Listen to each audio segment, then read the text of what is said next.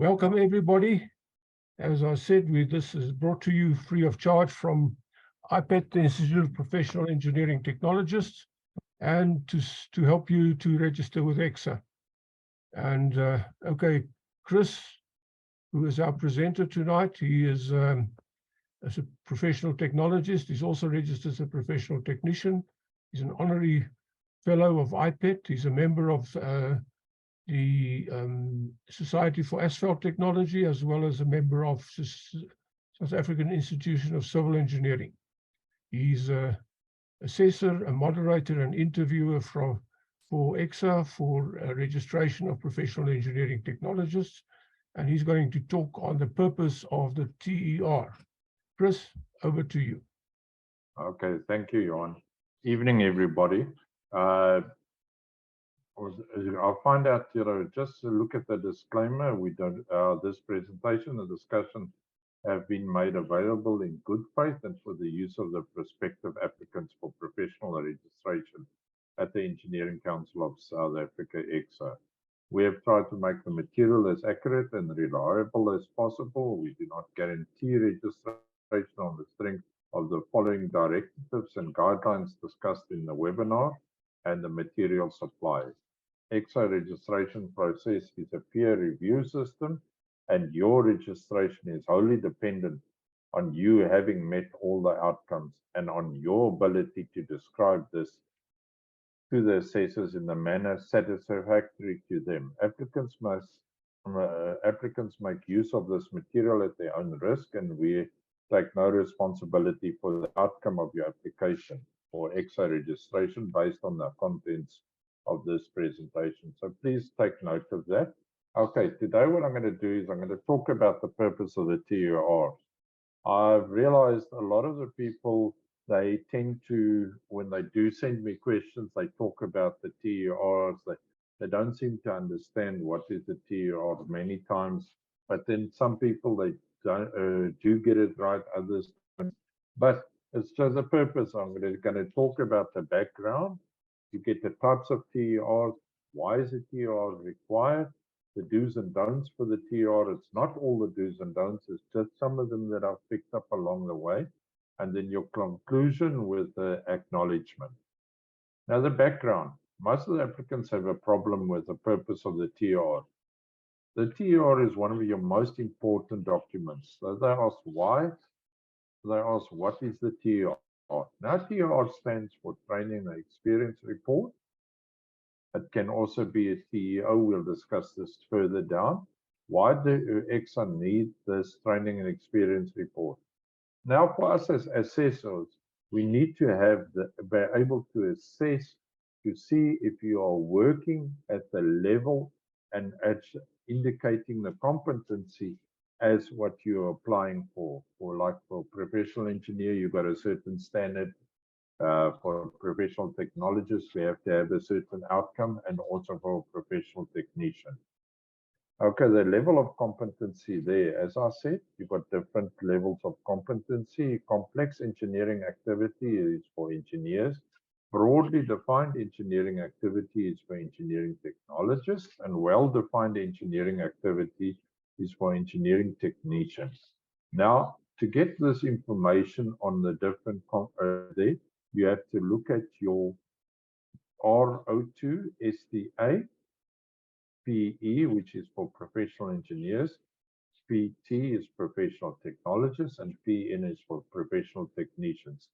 Now, also, in conjunction with that, you have to have the degree of responsibility level E. Okay. Now, I've discussed it where you find it. I've just highlighted PE. Now, if you look at, basically, if you look at your complex engineering activity, you go and look at table 2, your test for complex engineering problem, you'll find it on page 11. Now, for broadly defined engineering activity is table 3, and that you'll find on page 13. Of that RO2. Next slide, Johan. Chris, can you just explain what the RO2 STA, the PE, PT, and PN stands for? This RO2 is your document of there. STA is your standard document. PE, as I said, is for professional engineer. PT is professional technologist, and PN is for professional technician. So you got a different criteria now. For technician, you got a well-defined engineering activity is table 4, and that is for a technician, a well-defined on page 15. You find these documents now. Also, in conjunction there, you have to have your criteria of degree of responsibility. That you find in table 1 on page 10. There it will tell you A, B, C, D, E. We have to have on all of these, if you've got the benchmark qualification, it's usually your responsibility of E is 1 year. Now for technicians and technologists, that can differ from 3 to 6 years. It depends on what you've got there. There's different routes that you can follow. That is well defined in your table on your RO2, STA, PE, PT, PN. Technicians and technologists, there's an alternative route that you can follow. That's in Appendix A and Appendix B. Okay, now your types of TER. There are, for all engineering categories, there are 2 types of TER. Now for engineers, it's Form AN 2.1 TER, that is for your mature applicants. Those with at least 10 years of postgraduate experience need not hand in lengthy experience reports. It's usually 3 years in the form in the respect of the earlier years of their career. Applicant must at least 3 years at the degree of engineering responsibility E, performing in detail in the TE format. Now, the TEO AN 2.2 TEO is that such an applicant may transmit training and experience outlines for the remaining periods of the groups or related periods. So you do your 3 years and your TER, and then you go, if you've got more than 3 years experience, you put it in into your TEO. So that you just give your training and experience outline. Now for engineering technologists, we also have the 2 forms. You've got the form B2.1 TER. Now, the difference is there. This form must be used by applicants who have got, basically, you've got your benchmark education. So you have to consult the sheet B2 to find that before completing this report. So it's basically your BTech, your advanced diploma, your BEng Tech. These guys fall in that. Now, they don't fall in the TEO. The TEO is the alternative route, like you go to your people with the national diploma or with the S course, or they could have the national higher diploma, or they could have many years of experience only with a matric, and they can still go alternative route.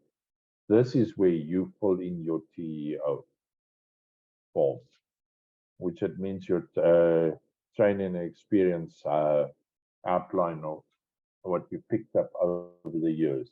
But you have to have at least 3 years of engineering responsibility performing E, but other criteria you might have to have more. That's where you go and look at your Appendix A on the RO2, STA, PN, PE, PT, PN.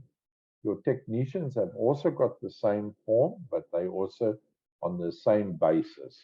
So your TEC 2.1 TRPM. This is for people who have got the baseline qualification with 3 years minimum of experience with 1 year at level, the responsibility of E. Now your TEO is the alternative route, as we call it. There you fill in, you have to look at your say Appendix B on STA, RO2, STA, PN, PE, PT, PN.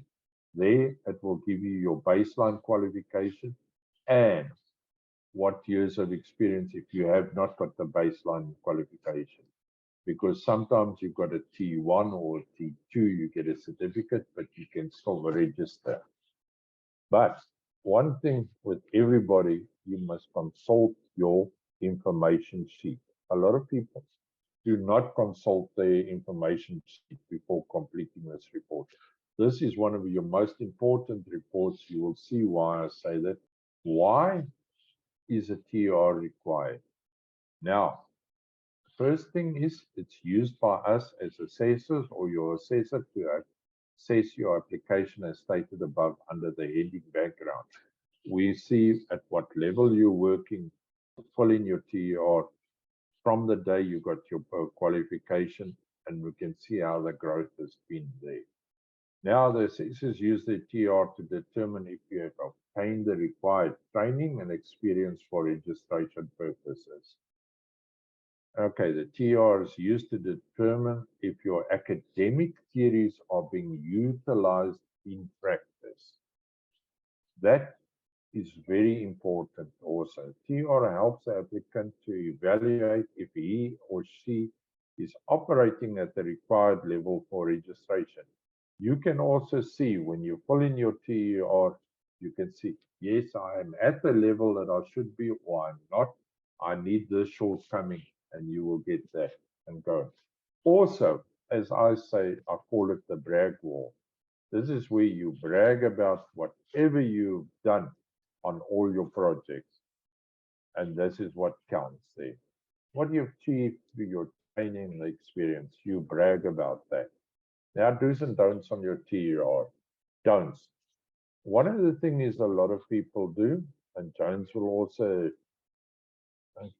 confirm this, that you exceed your word counts on your TERs. We as assessors, we do this on a voluntary basis. We cannot read through pages and pages of data. Also, do not write trivial issues on the TER. Come to the point, do it directly. Do not exceed the pages on your TER. What I mean that is not just your pages on your TER, also on your whole document. Do's, as I said there above, be concise and to the point on your TER. Use technical terms and not layman terms. Remember, we are doing a peer review. We are in the industry and we're looking at what you've written. So you don't put in trivial layman terms there. Also, I find a lot of people, they tend to take the organogram out and they add it as an attachment. You put your organogram there in, but you state who's above you or the director, your supervisor, yourself, and people under you might there. But the people under you might be your draftsperson. It's not your cleaning lady. It's not your tea lady. It's not your secretary. It's technical person working under you. And also, try and stay within the word count. If they say 100 or 200 words, do not go and write a 2,000 word issue there because we tend to lose it. Okay, it's a very short discussion that I've told there. In this presentation, I discussed the following: the purpose of your TER, types of TERs, and why is the TER required. And okay, an acknowledgement is the application form for registration as a professional engineering engineer, technologist, technician, and this is a paper-based new registration system that has been used. And then also on R02, STA, PE, PT, PN, and that's a competency standards for registration in professional categories of PE, PT, and PN. PE is for professional engineer, PT is professional technologist, and PN is professional technician. Thank you for everybody listening, and please note there's previous presentations that have been done by myself and my colleagues are on the https professionalcpd.co.za, and you have to register there. It's free to register and you can get access to these videos. All right, and that's it. And then any questions further? Thank you, Johan. Okay, we now have opportunity for questions. I would like to ask you not to ask more than 1 or 2 questions.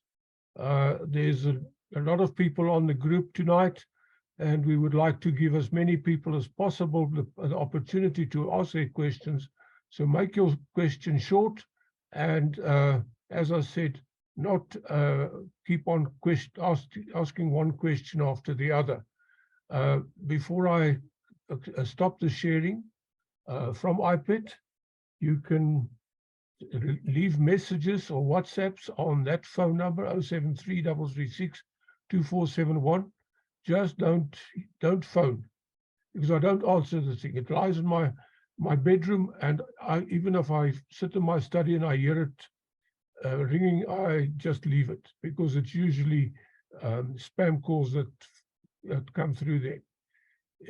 You can get more information on iPad on our website, or you can join there, www.ipad.org.za.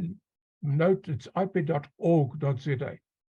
Then, if you would like to join our EXA registration advice group, there's about 800 people on there at the moment already. So you're most welcome to join there. There's the link. And we also have a job portal where we advertise, we put job adverts which we get from other people, and where you can, if your company has an engineering job that you want to advertise, you're welcome to put it on there. As long as it's an engineering job, then you're most welcome. As we said previously, the video tutorials and other CPD material is all available on the Professional CPD website. As I said, there's about 30 odd of these talks that's available there. So you're most welcome to ask your questions. Chris will answer, I will try and answer, and Prof. Sina might also try and answer. Whoever wants to ask a question, you're most welcome.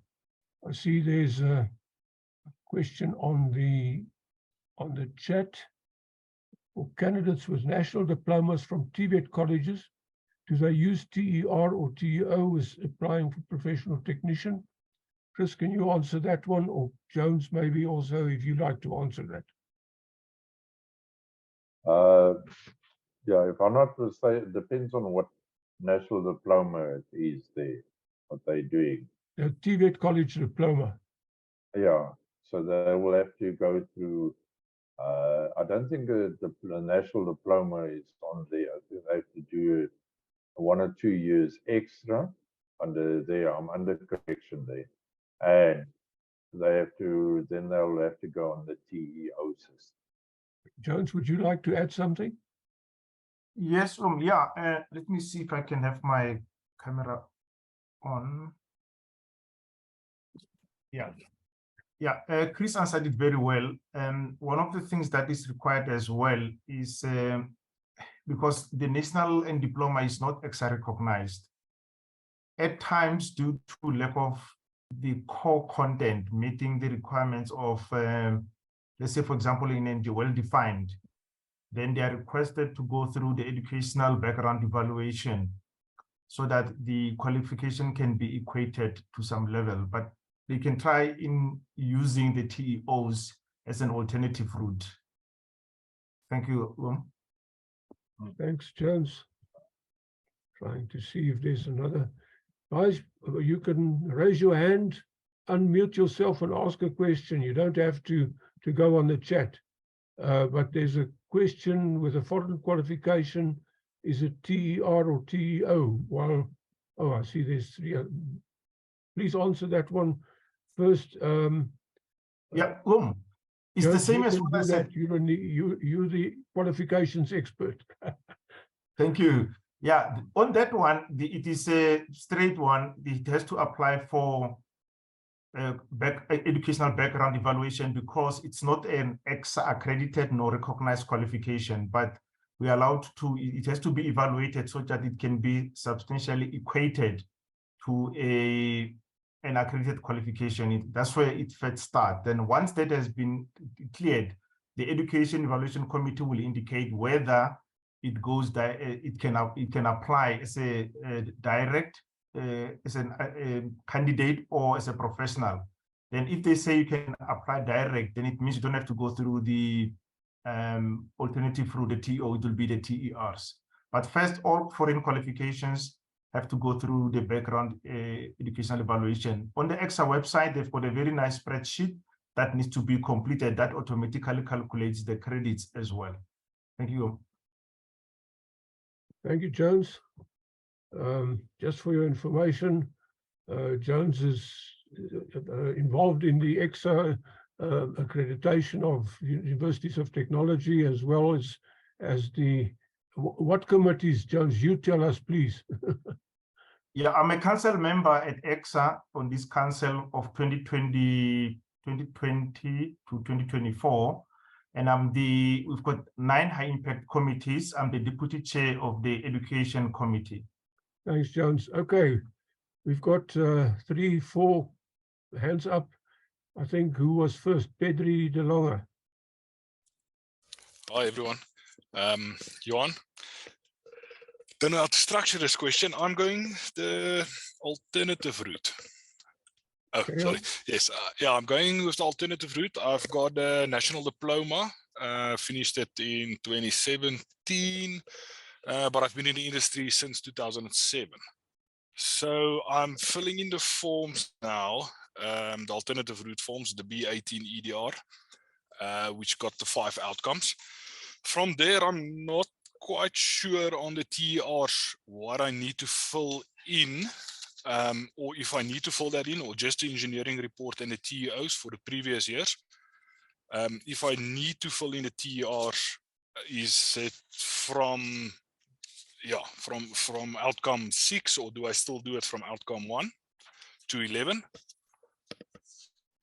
I think the first question you need to have answered is whether you have enough years of engineering experience post your national diploma to go the alternate route for professional. I presume you're going for professional technologist. Yes.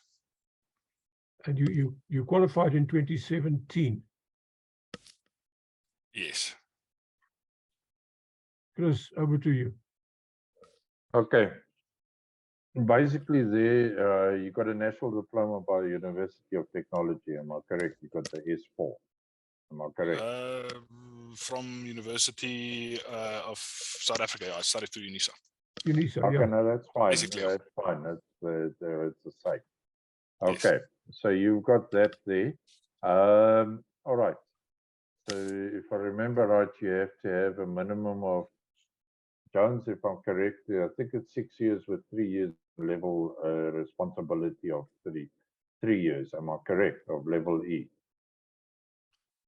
Yeah, Chris, they need to check that addendum you were referring to for alternative routes. Yes, so I must check that yes. there. Yeah, rather check that, yeah, to be sure, yeah.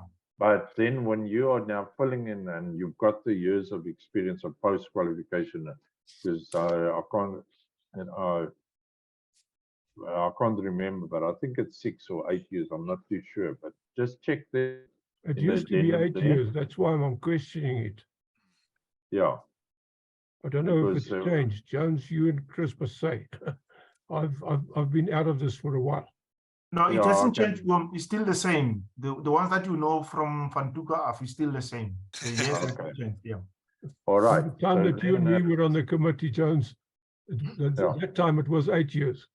It is still. Is it still 8 years? That's fine. Yeah. So for the diploma, and then if you done it in 2017, so you got 6 years. You got another 2 years to go. So what might be advisable, if you need to get the registration done, go for the technician, and then you do after 2-3 years, and you go and do for technologist. On the alternative route, you go for the technician straight, and then you go for your technologist. Okay. Okay, and this, okay, I understand that. Just I've been in the industry, like I said, since 2007. Yes, I've started studying in 2010. So I've been a while. That's why I want to try and go the alternative route. Is it not possible yet? No. Or still? No, they want that. Unluckily, it's just the administrative way there. So if you have to have 10, I mean, 8 years with 3 years of a responsibility. So if you want to get registration, go through it by technician, and then you do your technologist after that. If it's very urgent. Okay. So the 8 years is post your qualification. In other words, they That's it. unfortunately, Pedri, EXA starts counting that 8 years after you qualified with your national diploma. Unfortunately, they don't start counting when you started your national diploma. Okay. So I raised the question because I didn't want you to waste your money by applying for technologists, and then because EXA doesn't have a refund policy, unfortunately. Okay, can we go to Zoleka? Okay, thank you. My question is simple. I'm filling in the technician form, and I've got got my national diploma in 2014.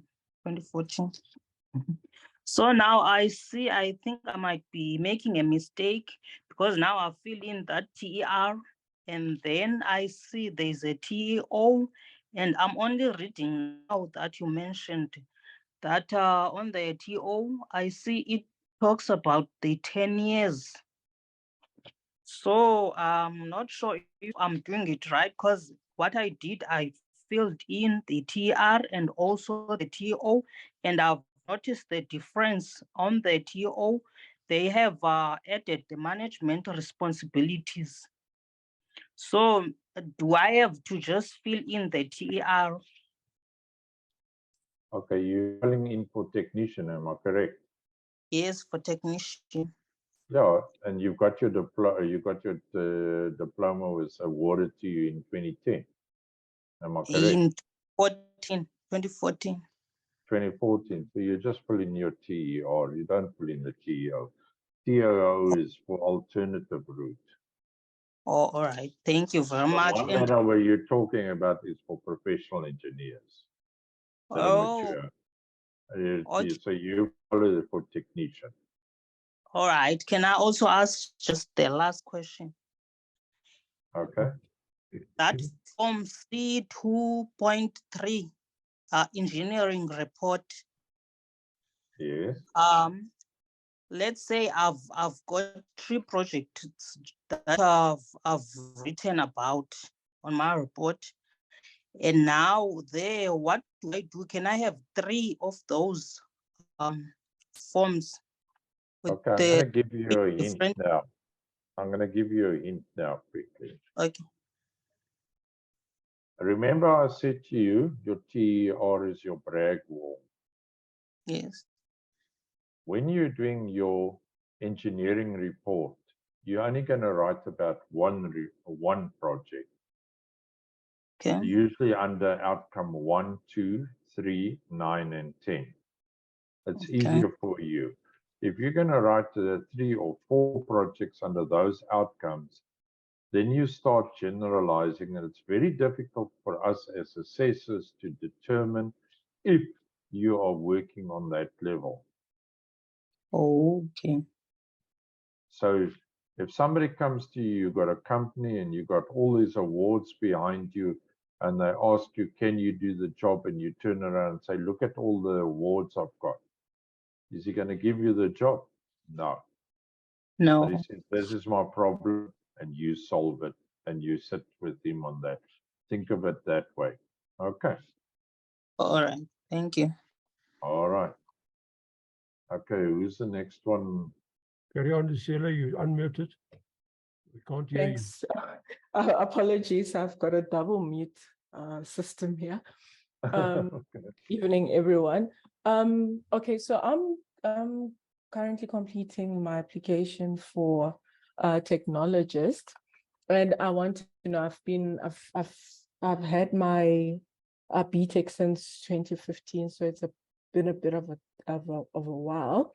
So, and I didn't get my registration as a technician. In terms of completing the periods, do they have to indicate the transition from responsibility level A up till E? Or can I pick up, let's say, at 2015, where I was already at a little bit of a higher responsibility level, pick up from there? Or should I run through? Okay. What I usually advise all the applicants is, from the day you got your national diploma, so that is awarded, you start at level A, and then you start working, because when you decide to do your BTech, usually it depends. You start working at a higher level and you start applying the knowledge that you've got there. Because when you're at a BTech level, it depends if you've done your national diploma and your BTech straight away without your experience in, because sometimes it does happen. Then you start assisting. But usually when you start with your national diploma and you work a few years, then you maybe want to do your BTech or you work a year or two, then you're already starting. But preferably it's advisable to start when you've done your national diploma awarded to you, that we as assessors can see. Because what happens sometimes is the person who is writing the TER tends to say, no, but they were doing these responsibilities, and we see that that person is not at B, but he's actually at C and D. You understand? We actually read the things, although you guys think we just get those reports and we don't read them through and make our assessments there. Okay. All right. All right. Yeah, that makes sense, Chris. Thanks. Okay, thanks. Okay. Good evening, everyone. My one is a follow-up question. I'm glad we have Mr. Moloisani in the meeting. I would like to find out what he meant with regards to qualification verification for foreign qualifications that were attained abroad. Is it supposed to be verified by EXA or SAQA is sufficient? Just maybe the usage of the words verification, evaluation. The system. Correct. Thank you so much for that. Okay, yeah, because the two words are totally different. What EXA does, EXA is a signatory to the International Engineering Alliance. And then we've got the 3 accords there, the Washington Accords for the BSc degrees. Those are from the Science University degrees. And then we also have for the engineering technology, Sydney Accord, which is for the former BTechs and the advanced diplomas now, all the NQF level 7 and the Bachelor of Engineering Technologies that are being offered now. And also the Dublin Accord. The Dublin Accord is for the former national diplomas and diplomas NQF level 6 per se, but not the national end diploma from the TVET colleges, because those are not recognized under EXA. And the reason being that the mode of delivery in academia is totally different, because those are more vocational compared to the professional that are being offered by the 4 comprehensive universities in South Africa, which is University of Johannesburg, Walter Sisulu University, Nelson Mandela University, and University of South Africa, and the other 6 universities of technology would be Tshwane University of Technology, Valley University of Technology, Cape Peninsula University of Technology, Mangosuthu University of Technology, Durban University of Technology, and Central University of Technology. So that's where the engineering technology qualifications are offered. What that means is the Engineering Alliance have got the standard to say, because these qualifications are not accredited, they need to be evaluated by the jurisdiction that is a signatory to the International Engineering Alliance. The SAQA evaluation is for academic purposes to enter academia. There's a proviso as well on the certificate from SAQA to say any statutory body in the country has got the right to evaluate SAQA does not evaluate. They are a qualifications authority. So EXA, what they do, they look at the content. For example, I've come from the civil engineering background. Geotechnical engineering and soil mechanics might be different, but they all mean the same thing. Or the other geotechnical engineering from another country that we do not know of. The content when you find inside is not what it is. It is not substantially equated to what we have accredited in the country, and that's where it's coming from. I hope that is clear. Jones, Hello? yes, I think there's another question on the chat that ties up to this, where it says, I have an international qualification that's been evaluated by SAQA, but I still need to apply for evaluation by EXA when registering. Now, am I Yes. correct to say that SAQA looks at the number of the time that you actually spent in doing the qualification and not on at the content, whereas EXA looks at the engineering content, and that is why EXA does not accept SAQA's evaluations. Yes, 100% correct. Okay, thank Okay. you, I see Jones. there, can I just, before we go, I see this, Alpheus was asked the question, I need assistance on reporters part as explained in the Bragwell part. With 11 years of experience, I've done more than 10 successful projects. Do I have to indicate all on the report or pick one? You only pick one that is going to give you all the outcomes. You can pick on your the best one. outcomes. You pick your best one that will do the. You might find that you will have to do under other outcomes, but your outcome 1, 2, 3, 9, and 10, you keep to that one on project. The others you can choose there if it does not cover that. For instance, your outcome 4 and so forth. Okay. All right. Who's next? I see Princess hand still up. Patti. Oh, Putty, Patti. Putty, you go. Usha, Hi, good evening, everyone. carry on. Can hear you. Yes, hi.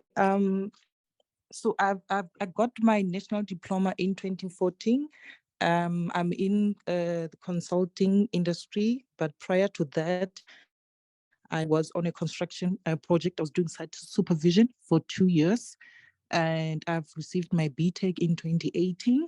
So I just wanted to ask or confirm, do I need any further exposure to construction site supervision before I can submit? All right. You're working now with consultants, and you did also site supervision.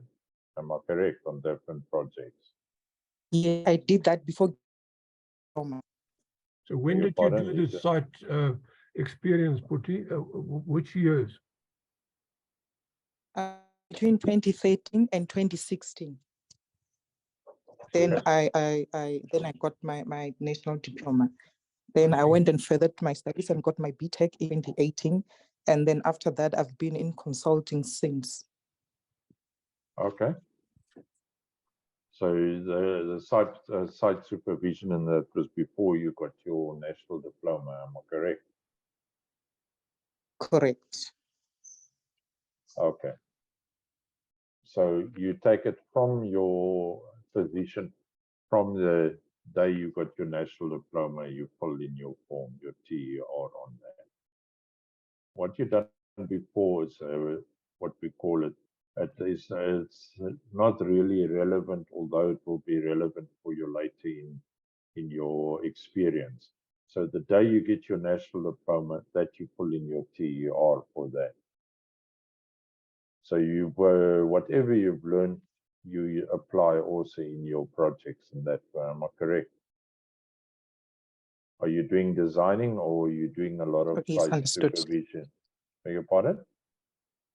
A lot of designing. I'm doing a lot of designing. Yes. So but you still go out to site to check. Not as, yes, yes, yeah, as and when. Okay, that's fine. So you do your designing and that. Just go through your requirements there. But as I explained to you, If you understand, the one outcome a lot of people have a problem is where they have to talk about the environmental and on the social and that. If you don't know much about that, you can talk to your colleague about that also. And you can write there and say, yes, my colleague explained it, and this is how I understand it works. You're allowed to do that, but your outcomes of 1, 2, 3, 9, and 10 are very important. The others are also important, but you must understand what they require. Understood. Thank you. Okay. I see the people that we have discussed, just put your hands down. Okay, I think Ransom is the next person. While Ransom is unmuting, Tom McEwen, welcome on board. Tom is the training manager at SAICI, and he also does a lot of good work there. Ransom, Thank you, Jess. carry on. So yeah, my question is to Mr. Jones. I've read this document from extra website on frequently asked questions, but there's one point of interest I got. It explained that for technologists, you need 3 years post graduation experience. But there's a statement which said, in the event that the applicant doesn't have 3 years post-BTech experience, then his or her engineering experience post-national diploma will be taken into account. So I want to find out how many years is enough for post-national diploma if you don't have 3 years post-BTech graduation experience. The national diploma is 8 years with 5 years at the level E. No, I mean, like, you have a BTech to qualify for technologies, but you don't have 3 years post-graduation. So they said you can use your post-national diploma experience. Yes, you can do that on the via the alternative route, but it says there's straight out under on the RO2 SDA, that document under Appendix A. If you look at that, what do they say there? Under your national diploma, you need 8 years of experience with 5 years at level E responsibility. Okay. Now, if you get your BTech and you want to register the alternative route, that is how you go about that. Or if you got your BTech and you wait and you've got a year or 2 to wait, it's for you to decide.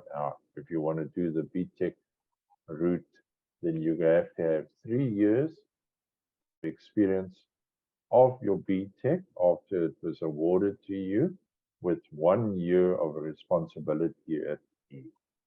Okay. Sure. Your benchmark. Thanks. So you can't bypass it. I know a lot of people are trying to do that, but unluckily that's the rule that we've got there. Okay. Okay. No, thanks. Okay. Let's just answer here quickly. Sianda, I think we've answered that. When writing a PR Tech report,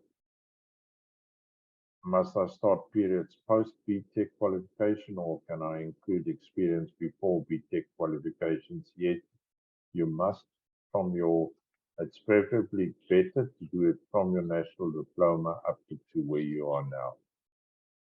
Then the other person is, it says, KG, good evening. I've experience in construction monitoring and project management, excluding design. Can I register as a professional technologist?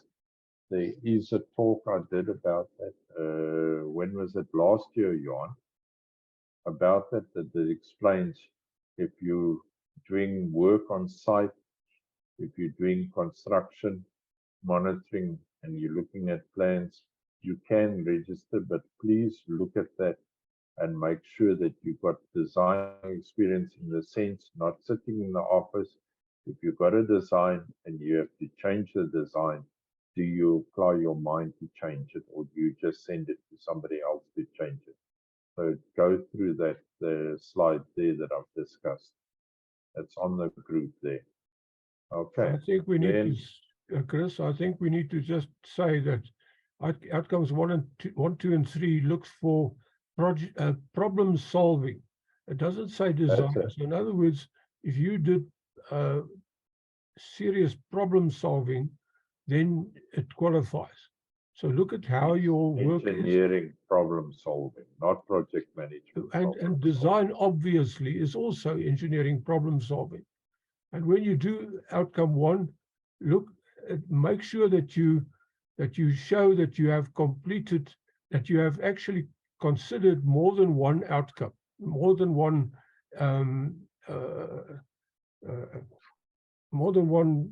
answer to your problem, more than one design.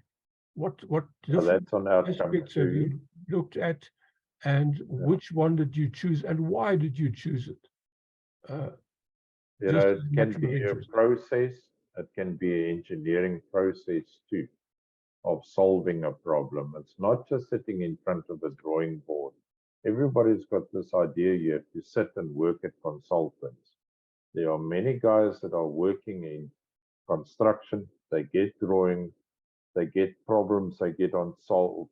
The consultants give them, like I work for consultants, we will have a problem, for instance, in road material. And the contractor will go out, the person will go out and do blending and looking for the right materials and come up with solutions. That is problem solving. It's not sitting there in front of a drawing board. Okay, you agree with me, John? Yeah, that's what I wanted to The add, Chris. process. Yeah, to what Ume said as well, it's not about the kind of work as people say, I'm working in construction, I'm working, it's not about that. And it's not about the project as well, it's the activities in the project that Exa Taylor made it like that. So, but if you read if they read the engineering report so carefully, you'll see on the criteria, there's an outcome and there's a criteria. Criteria is divided into, for example, in the engineering technicians, 1.1, 1.2. When you go to the engineering technologies, it's 1.1, 1.2, 1.3. Read those very carefully. They outline and define everything. If you get stuck, one of the documents that they need to read is R-08, which explains the competency standard that, Chris, you referred to, R02. R08 and R02 goes hand in hand.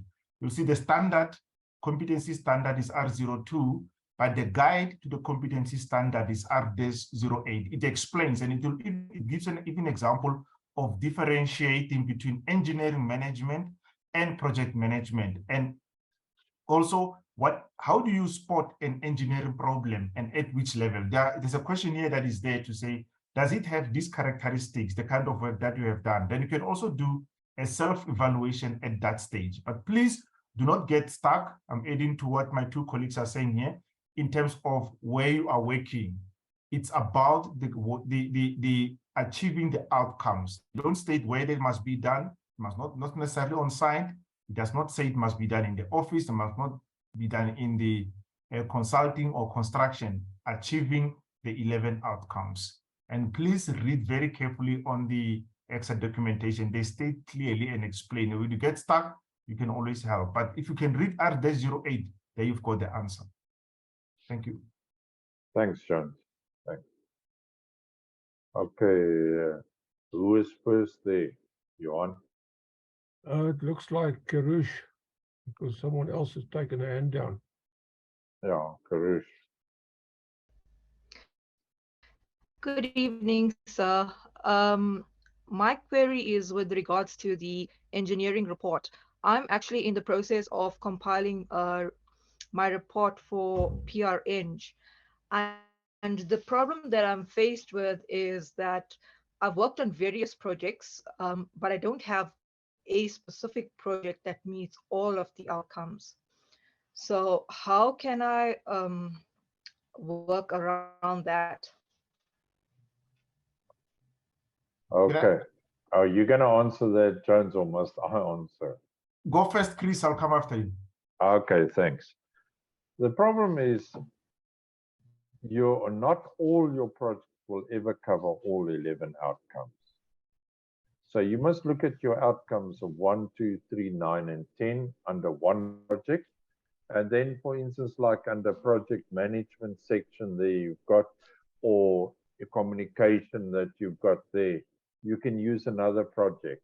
But you tell them in your report, you must write it so that for engineers, I know they haven't got much of a guideline, but if you go down on your engineering report, you've got a nice discussion, for instance, there in your TER that explains what is the outcomes too. But you must understand, you have to write it in an essay form, but you must write it into concise and in technical terms to the level of a complex engineering activity. For instance, if you're going to talk about social and that, you might not have done it on this project that you want to discuss in your report. You can write there, but it wasn't there. But on this X project, that's what we did, and we had the social and the environmental issues. Then on the legal side, with all the projects that you're doing, most of your projects you do, you have to take into consideration your statutory and your regulatory requirements that you can discuss there also. But very briefly, if you're going to use, for instance, everybody goes off on the OSH Act, we're not just using the OSH Act. You will be using maybe NEMA, you will be using BULA, you'll use the heritage, you will use the Constitution, also will be applicable there. These are the things that are applicable in there that you discuss. Does it make sense to you now? Yes, it does. Thank you very much. Okay, Johan. Jones, you can come in if you want to add. Thank you. Yeah, just to add to what you said, Chris, also look at the completion of the application form is art. In terms of the cross-reference, like Chris was saying earlier about the break wall, when you complete the TERs, be careful of how you are going to later refer to. For example, if you go to the engineering report, that what you refer, for example, in period 1, in terms of whatever that you have done, might be coming in outcome 4.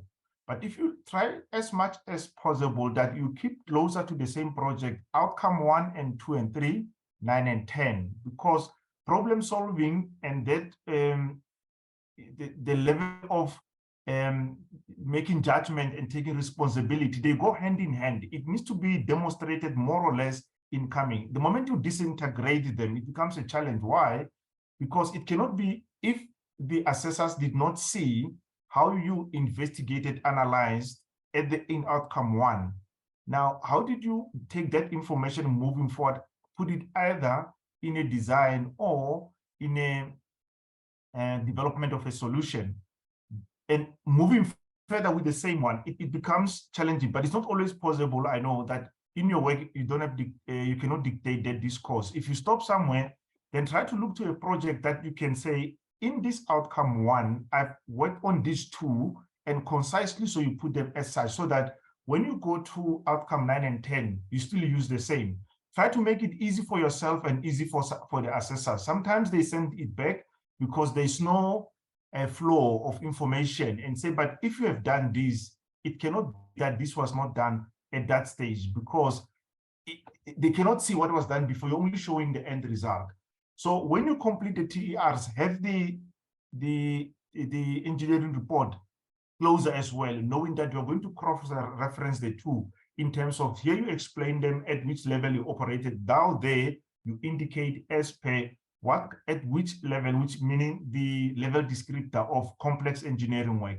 And also when you read in RO8, as I've indicated earlier, it gives the guideline in terms of how do you measure an engineering activity at a complex level compared to an engineering activity at the technologist level, which is broadly defined and well-defined at the technician level. So that measure you can do already yourself, and seeing that sometimes there's a gap that needs to be closed, and in your workplace, then you can have that progression moving there. The danger is candidacy is not compulsory. So those that did not maybe go through candidacy and were not, want to use the word trained properly or follow the due process to the letter, it becomes a challenge when you just complete it now, everything all of a sudden, and you realize, but Where I thought I was is not, because looking at these characteristics of the work that I've done, I'm not meeting the requirements as such. So those that are still coming, try to do them on a monthly basis when you complete the activity so that you can measure and gauge yourself moving forward. So I just added other information because I was on the platform. But Kerush, I hope that what I added is going to assist as well. Thanks, Chair. Thanks. I Thank you, just want sir. to add one thing there too. Go and look at RO2. Everybody make note of table 7 in RO2. It gives you a good guideline there on your different criteria that is required also. And then I know the engineering guys are battle there. So I always tell them as little hint, go to the technologist, go and look at the outcomes on the what they require, and it will help you to get there further. So, but just make sure that you're on a complex engineering activity there. Okay. Thank you. Thank you. Okay. Then Maxwell is the next person. Good evening, everyone. Evening. All right. I obtained my diploma in 2010, right? Then got my BTech in 2014. Then for the engineering report, is it possible for me to use a project that I did while I was still having a diploma? All right. I get this question many times, and Jones will also agree with me. If you, Sana, you use a project in Sana 2012, for instance, but you got your BTech in 2014, what did you do from 2012 up to now? That is the first question we ask. You understand? Okay. Yeah, I do understand. Then it looks like now for 11 years or 10 years you were doing nothing. Now all of a sudden you want to come in, and that raises some questions there. Yeah, I guess I have to watch that video that you said you've done, because earlier on one was exposed to designs and working in a different environment, and then post BTech one gets promoted and is now on management type level. So yeah, but if you're doing management, let me explain to you about management. You're in a managerial position, you're actually doing engineering management. Somebody comes with a design, they give it to you, you evaluate it, and you look at it to see, does it fall in the criteria that is required? And you come up with some solutions to that person with that design. Am I right? Or do you just use a tick box? No, you're right. So you're doing engineering, you're also doing problem solving there, as Johan and everybody has discussed there. Good afternoon. My question is in terms of the organogram on the TER. The organogram, is it project-based, like for instance, for the guys that are in construction or in civil engineering, in construction? Is it project-based or is it company-based? In a sense that if I'm in a project, I work with, I'm working as a contractor, and then there's a resident engineers on site, and then there's the project managers. So then am I going to list those as in the organogram, or am I going to take in the route of my company to say that, okay, I'm a site engineer, then there's a construction manager, and then there's a contract director in that sense? I just want to get clarity on that one. All right. So you're a contractor, so you will have your contracts manager above you. You'll have your contract, basically your contracts director, your contracts manager, and then you will become, if you're the site agent, you'll be there, and then you'll have most probably your assistant site agent below you, and that's it.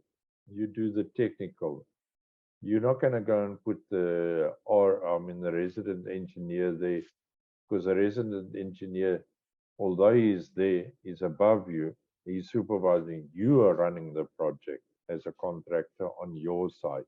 They don't tell you how to manage your people and that. You are doing that. You solving your problem. They give you a design and you work through it. Am I correct?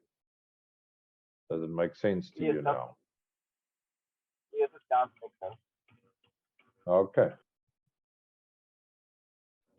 All right, thanks. Okay.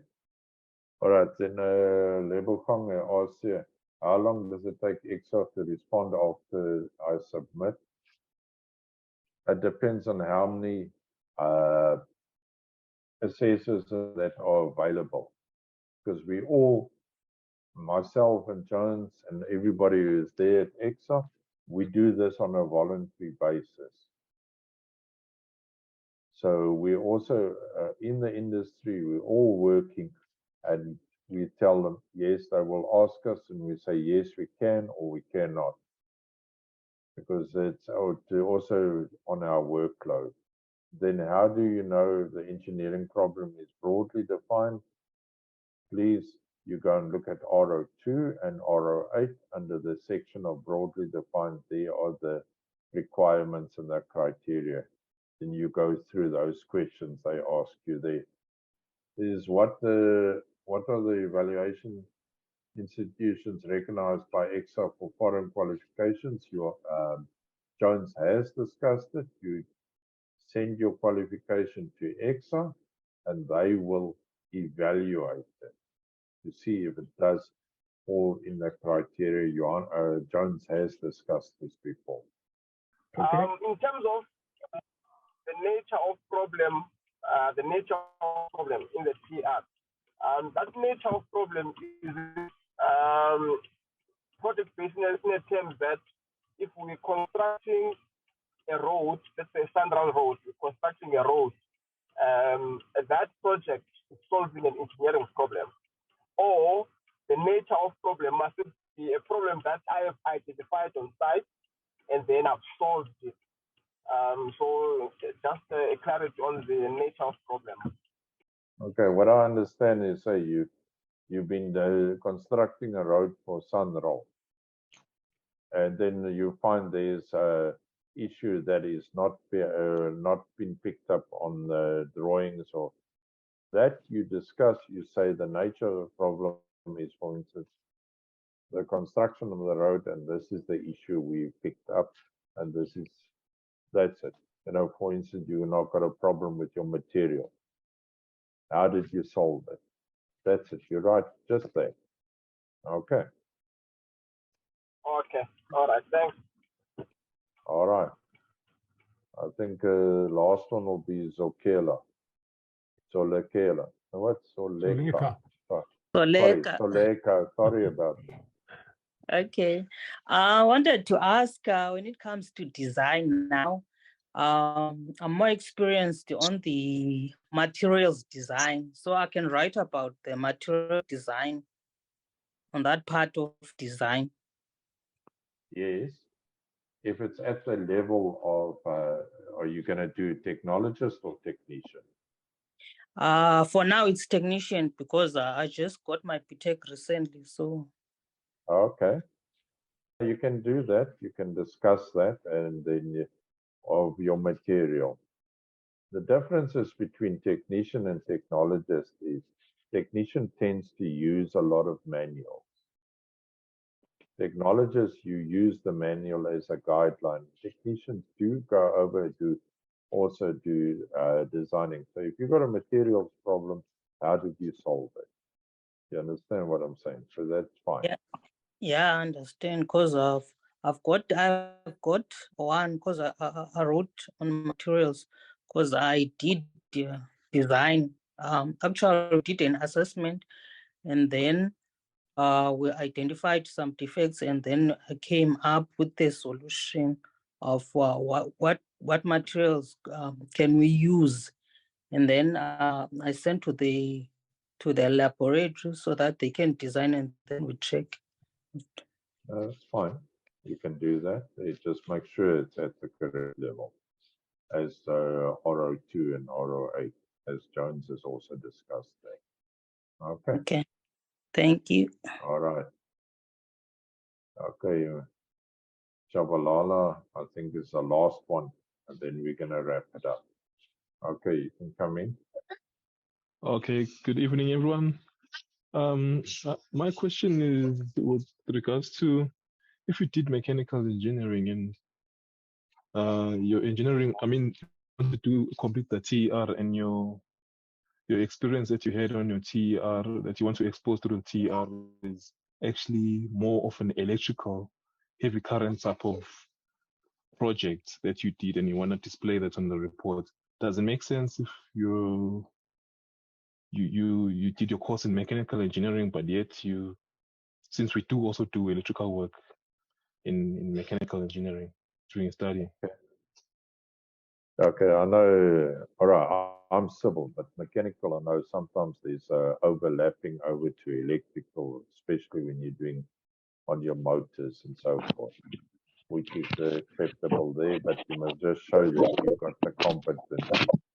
Chair, if you allow me, on that question on the chart with regards to the MIE, that says, what are the evaluation institutions recognized by EXA for foreign qualifications? I know MIE is one of them, but not effective.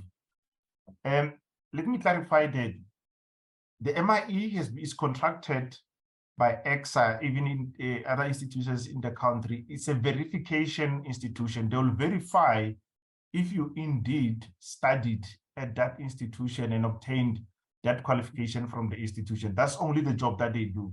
So if you find maybe that the MIE is not effective, as you say, then contact EXA to check if they can find another way of verification to obtain the qualification from.